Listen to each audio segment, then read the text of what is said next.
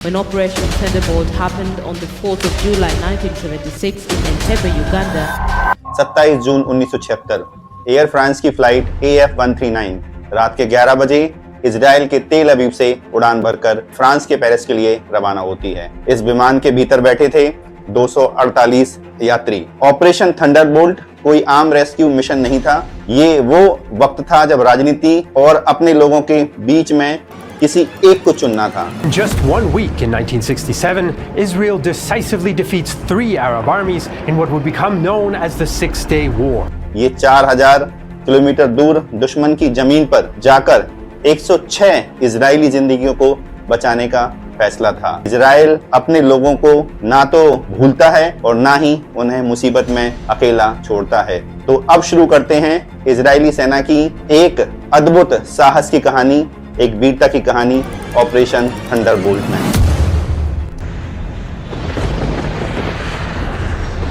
अलग अलग देशों के लोग, लेकिन उस वक्त सभी एक ही मंजिल की ओर आगे बढ़ रहे थे। उनके साथ थे 12 क्रू मेंबर, जिनके लिए रोज की तरह ये एक सामान्य सी उड़ान थी। कॉकपिट में बैठे थे कैप्टन मिशेल बाकोस, जो एक अनुभवी फ्रांसीसी पायलट थे, जिनकी आवाज यात्रियों के लिए एक सुरक्षा और भरोसे की पहचान हुआ करती थी। पर किसी यात्री ने कभी नहीं सोचा था कि आगे ये सफर आसमान में नहीं बल्कि डर और बेबसी के बीच होने वाला है खत्म। विमान ने हमेशा की तरह अपनी तय डेस्टिनेशन के अनुसार ग्रीस के एथेंस एयरपोर्ट पर रूटीन स्टॉप लेना था। विमान में बैठे यात्रियों के लिए बस यह कुछ मिनटों का ठहराव था, लेकिन यहीं से कहानी ने एक खौफनाक मोड़ लिया, क्योंकि इस स्टॉप पर 4 ऐसे लोग सवार हुए जिनके इरादे अन्य यात्रियों से बिल्कुल अलग थे। जो 4 लोग सवार हुए थे उनमें 2 फिलिस्तीनी जो इजराइल के पड़ोसी हैं और 2 जर्मन यहूदी जो इजरायलियों से नफरत करते हैं। ऐसे लोग सवार हुए। हिंसा नफरत की पूरी योजना बनाई हुई थी इन लोगों ने। फिलिस्तीन आतंकवादी popular front for the liberation of Palestine से जुड़े थे। इनके नाम थे फयाद अल मुसावी और जैल अबू शरार। वही जर्मन आतंकवादी वामपंथी उग्रवादी संगठन रिवोल्यूशनरी सेल्स के सदस्य थे, जिनका नाम विल्फ्रेड बोस और ब्रिगेड कुलमान था। उम्र में ये सभी करीब 20 से 30 साल के बीच थे, पढ़े लिखे थे, आधुनिक दुनिया को समझने वाले थे, लेकिन कट्टर विचारधारा में डूबे हुए थे। इंसानी जान इनके लिए सिर्फ एक दबाव का जरिया बन चुकी थी। उनके पास हथियार थे, ग्रेनेड थे और सबसे खतरनाक था उनका इरादा। उड़ान के कुछ समय बाद ही चारों आतंकियों ने विमान का अपहरण कर लिया था।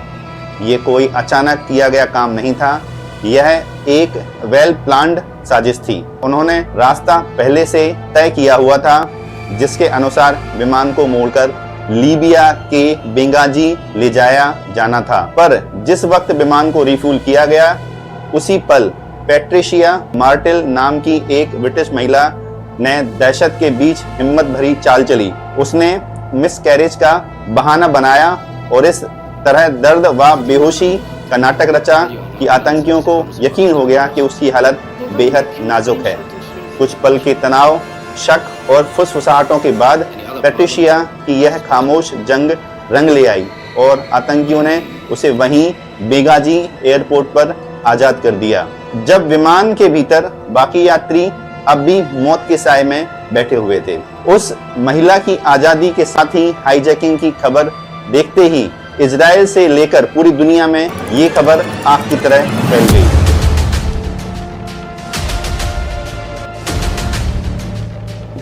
जैसे ही यह साफ हुआ कि विमान में बड़ी संख्या में इजरायली नागरिक फंसे हुए हैं, तो इजराइल में हड़कंप मच गया। सड़कों से लेकर सत्या के गलियारों तक एक ही सवाल गूंज रहा था कि हमारे लोग सुरक्षित कैसे लौटेंगे। वक्त के हर गुजरते पल के साथ इजरायली सरकार पर दबाव बढ़ता जा रहा था। इजराइल को यह पता था कि हाईजैकर्स इजरायली नागरिकों की रिहाई के बदले कोई छोटी मोटी मांग नहीं रखेंगे। इन सब के बीच प्लेन हाईजैक हुए 24 घंटे बीत चुके थे। इधर अपहरणकर्ता अगर चाहते तो विमान को लीबिया में ही रोक अपनी मांगे इजराइल से रख सकते थे, लेकिन उन्होंने जानबूझकर ऐसा नहीं किया। ऐसा ना करने का कारण था लीबिया का इजराइल के बहुत करीब होना। ये इतना करीब था कि इजराइल कभी भी हमला कर सकता था। ऊपर से लीबिया के रिश्ते कई देशों के साथ थे, क्योंकि वो दुनिया के देशों को तेल बेचता था और ऐसे में अंतर्राष्ट्रीय दबाव उनके लिए हालात खराब कर सकता था। ऐसे में हाईजैकर्स को ऐसी जमीन चाहिए थी जहां पर डर कम हो और भरोसा ज्यादा हो, और वो जमीन थी अफ्रीका में युगांडा की। दर्शकों, युगांडा एक ऐसा देश था जो अफ्रीकी देशों के बीच स्थित था, और उस देश में ज्यादातर अफ्रीकी देश के दिलों में इजराइल के लिए बहुत नफरत भरी हुई थी। और सबसे अहम बात यह थी कि युगांडा इजराइल से लगभग 4000 किलोमीटर दूर था, यानी बहुत दूर था। उनका मानना था कि इतनी लंबी दूरी तय करने के बाद कोई भी कमांडो थककर टूट जाएगा, और इसी भ्रम में उन्होंने समझ लिया था कि अब वे पूरी तरह सुरक्षित हैं। इसके अलावा विमान को युगांडा ले जाने के पीछे रणनीति नहीं, गहरी राजनीति और निजी दुश्मनी भी छुपी हुई थी, क्योंकि उस दौर में युगांडा का शासक इदी अमीन हुआ करता था। ये एक ऐसा नाम था जिससे खौफ की चिंगारी निकलती थी। इदी अमीन इसी दौर में इजराइल का अच्छा दोस्त हुआ करता था, लेकिन जब इजराइल ने उसे एक फाइटर विमान देने से मना कर दिया तो उसकी दोस्ती नफरत में बदल गई। इसके बाद इदी अमीन के दिल में बदले की आग जल उठी थी, और वह इजराइल को नीचे दिखाने का कोई भी मौका नहीं छोड़ना चाहता था। उसके बारे में कहा जाता है कि वह अपने दुश्मनों के कटे हुए सिर फ्रिज में रखता था और इंसानी मांस खाने का शौकीन था। While I was growing up, I heard this legend about Idi Amin that he used to consume human meat. He actually consumed human meat of his enemies. इन बातों से आप अंदाजा लगा सकते हैं कि उसकी क्रूरता की सीमा क्या रही होगी। अपहरण किया गया विमान अब युगांडा के एंटेबे एयरपोर्ट पर उतरा तो इदी अमीन अपहरणकर्ताओं से मिलने पहुंचा, मानो वो किसी मेहमान का स्वागत कर रहा हो। उसने अपने सैनिकों को उनकी सुरक्षा में तैनात कर दिया और फिर निश्चिंत होकर मॉरिशस में होने वाले अफ्रीकी सुरक्षा सम्मेलन में भाग लेने के लिए चला गया। इसी बीच एक और डरावनी सच्चाई से पर्दा उठा, और वो ये कि विमान के उतरने के बाद 5 और आतंकवादी जो मौजूद 4 आतंकवादी से उनसे जा मिले। युगांडा कोई अचानक चुनी गई जगह नहीं थी, बल्कि इस पूरी साजिश का हिस्सा पहले से तय था। एक ऐसा मंच जहां नफरत, राजनीति, हिंसा मिलकर इतिहास का सबसे सिहरन भरा अध्याय लिखने वाले थे। विमान के एंटेबे उतरने के बाद आतंकियों ने अपने प्लान के मुताबिक उन सभी यात्रियों को अलग कर दिया जो गैर यहूदी, गैर इजरायली थे। ये सिर्फ छटनी नहीं थी, ये डर की खुली घोषणा थी। उसी तनाव में माहौल में 2 दिन बाद हाईजैकर्स ने अपनी मांगें इजराइल के सामने रखी और कहा $5 मिलियन और इजराइल व दूसरे देशों जैसे केन्या, फ्रांस, वेस्ट जर्मनी और स्विट्जरलैंड जैसी जेलों में बंद 50 से ज़्यादा फिलिस्तीनी कैदियों को 1 जुलाई तक रिहा किया जाए। इन कैदियों में से 40 कैदी इजराइल की जेलों में बंद थे और बाकी अन्य देशों की जेलों में बंद थे। उनका दावा था कि अगर ये शर्तें मान ली गईं तो सभी यात्रियों को जिंदा सुरक्षित छोड़ दिया जाएगा। ये मांग सुनते ही इजराइल और फ्रांस की एजेंसियां हरकत में आईं। इसी दौरान इजराइल ने बातचीत का रास्ता अपनाने का नाटक रचा, जिसमें सबसे पहले मैदान में उतारे गए एक रिटायर्ड अधिकारी बरूच बुर्का बारले, जिनके युगांडा के तानाशाह इदी अमीन से पुराने और गहरे रिश्ते थे। उम्मीद थी कि ये दोस्ती काम आएगी, लेकिन इदी अमीन ने एक भी बात सुनने से मना कर दिया। जब ये दरवाज़ा बंद हो गया तो इजरायली कैबिनेट ने अमेरिका का रुख किया। अमेरिका पर वाशिंगटन से गुजारिश की गई कि मिस्र के प्रधानमंत्री अनवर सादात अपने प्रभाव का इस्तेमाल कर इदी अमीन को समझाने की कोशिश करें। अमेरिका के कहने पर अनवर सादात ने भी पूरी कोशिश की और ये भी बेअसर साबित हुई। अब हर तरफ रास्ता बंद होते देख इजराइल ने आखिरकार बेहद सोच समझकर एक चाल चली। इजराइल ने 1 जुलाई 1976 को हाईजैकर्स के पास एक नेगोशिएशन ऑफर भेजा। इसके पीछे की चाल थी कि इजराइल को अपने सैन्य ऑपरेशन को अंजाम देने के लिए बस थोड़ा और वक्त चाहिए था। इस ऑफर में इजराइल ने कहा कि वो अपने यहाँ बंद सभी कैदियों को रिहा करने के लिए तैयार हैं। लेकिन दूसरे देशों में बंद कैदियों को छुड़ाने के लिए कुछ और समय चाहिए। इतना ही नहीं, इजराइल ने हाईजैकर्स की $5 मिलियन की मांग भी मान ली। ये सब देखकर हाईजैकर्स को लगने लगा कि इजराइल अब दबाव में आ चुका है और अपनी जीत को लगभग तय मानते हुए हाईजैकर्स ने आखिरी चेतावनी दी और अब वक्त 4 जुलाई तक का था। ये मोहलत इजराइल के लिए काफी थी।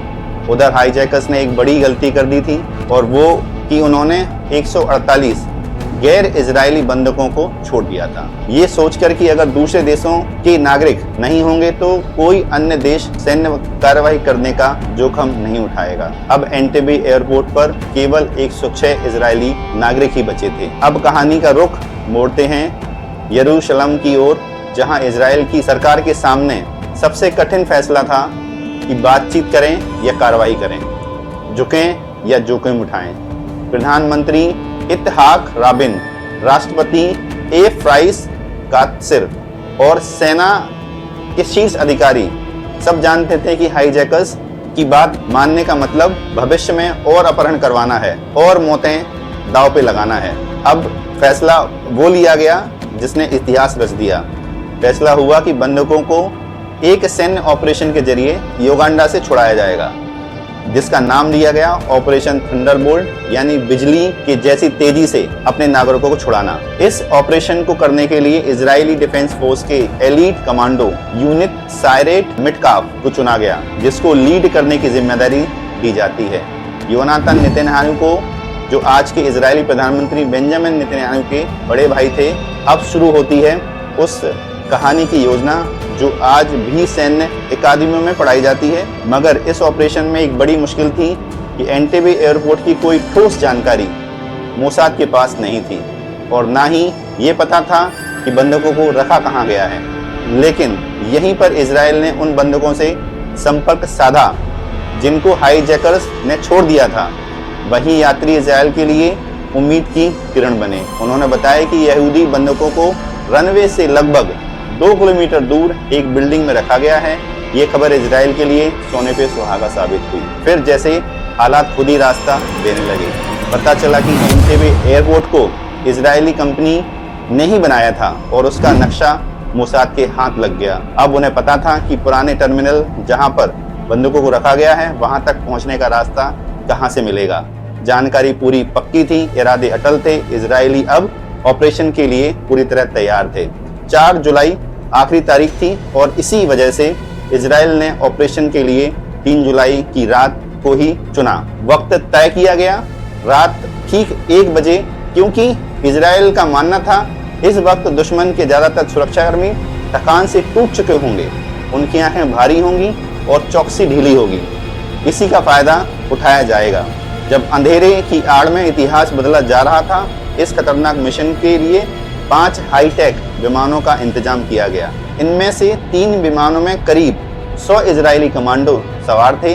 चौथा विमान आपात स्थिति के लिए, जिसमें अतिरिक्त फोर्स और पूरी मेडिकल सुविधा मौजूद थी, ताकि जरूरत पड़ने पर घायल कमांडोज को तुरंत निकाला जा सके और बैकअप सैनिकों को उतारा जा सके।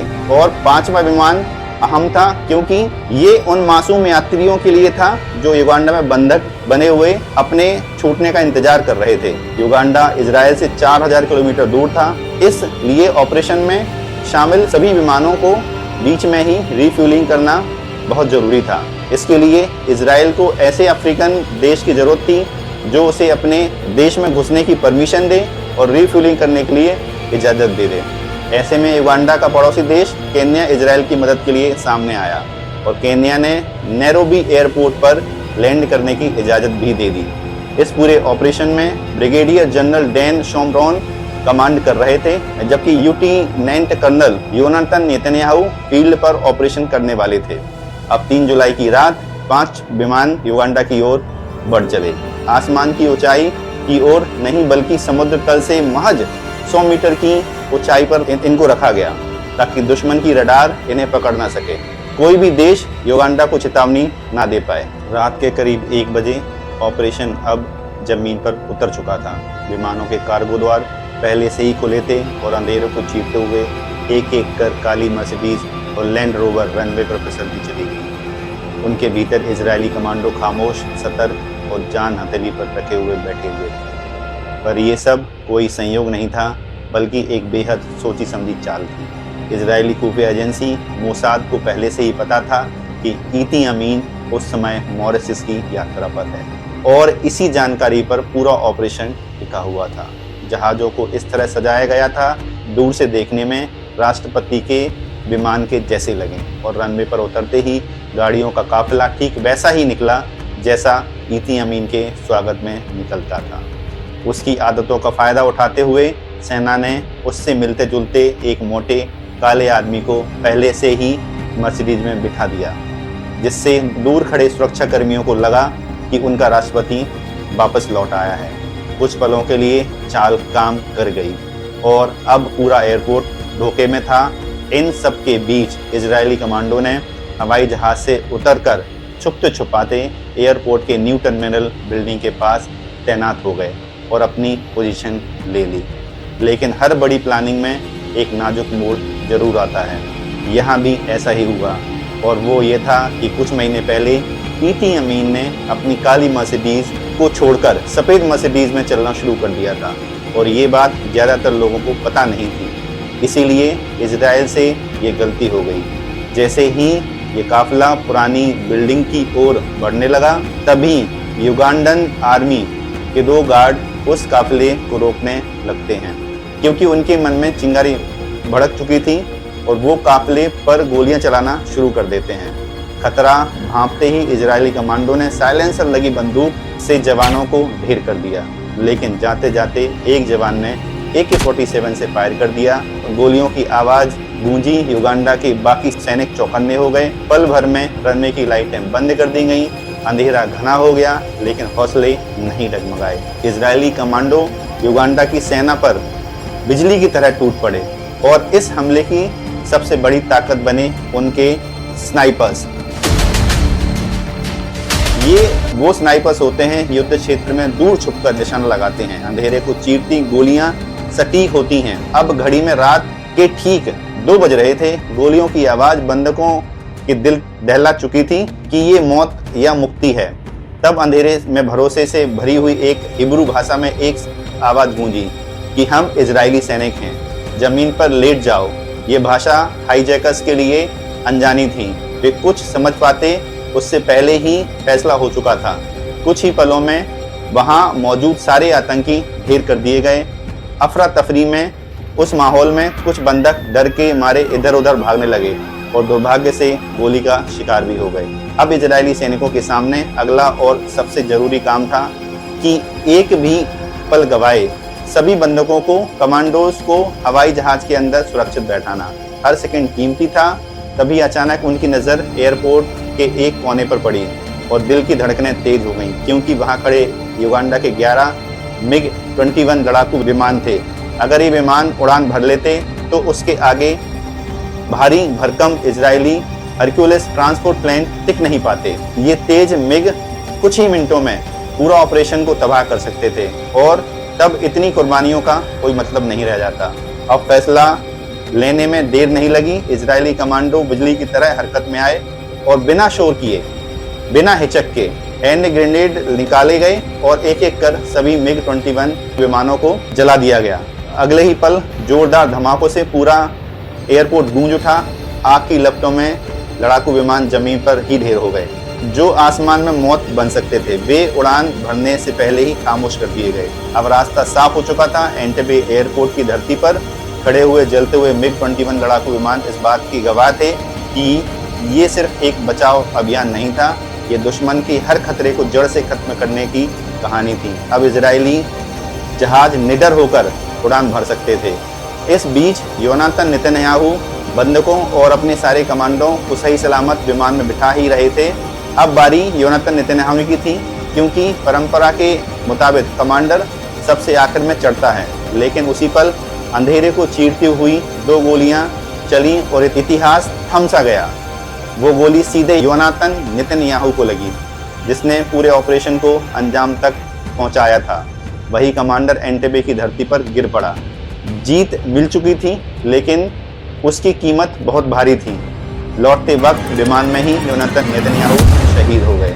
इसके अलावा इस भयानक क्रॉस फायरिंग में 4 निर्दोष बंधक भी अपनी जान गंवा बैठे। यहाँ पर एक और दर्दनाक कहानी डोरा ब्लेक की थी, जिनकी तबीयत पहले ही बेहद खराब थी, इसलिए उन्हें पास के ही अस्पताल में भर्ती कराया गया था। अपने इस हार से बौखलाया ईदी अमीन अपनी क्रूरता पर उतर आया और अस्पताल में ही उस इजरायली महिला को गोली मार दी। डोरा ब्लेक अस्पताल में हैं, इसकी जानकारी इजरायली सेना तक नहीं पहुंच पाई थी। अगर पहुंच जाती तो शायद वो भी जरूर बचा ली जाती। इस हाईजैकिंग का मास्टरमाइंड जो उस वक्त सऊदी अरब में बैठा हुआ था, जो बाद में जहर खाकर मर गया, पर इजराइल ने कभी आधिकारिक तौर पर यह स्वीकार नहीं किया कि इसके पीछे भी उनका ही हाथ था। मगर दुनिया ये अच्छी तरह जानती है कि इजराइल ना तो दुश्मनों को भूलता है और ना ही उन्हें छोड़ता है। ऑपरेशन थंडरबोल्ट कामयाब हुआ, बंधक आज़ाद हुए, इतिहास रच दिया गया।